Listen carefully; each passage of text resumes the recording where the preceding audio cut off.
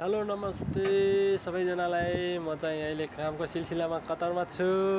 अब तपाईँहरू कहाँ हुनुहुन्छ, कुन ठाउँमा हुनुहुन्छ है। अब यो के अरे भोलि फेब्रुअरी 18 तारिकदेखि के अरे रमादान सुरु हुँदैछ। यो हर मुस्लिम कन्ट्रीमा जो के अरे बाहिर केही खानु मिल्दैन, यो रमादान सुरु हुँदैछ है। नयाँ साथीहरू अब पुरानोलाई त सबैलाई थाहा छँदैछ होला है।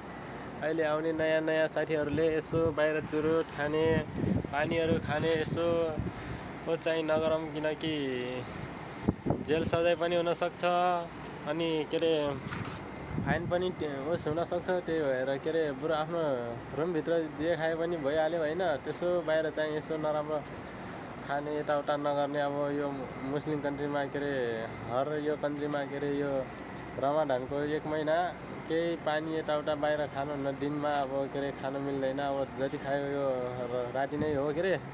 भोलि अब 18 देखि सुरु हुँदैछ।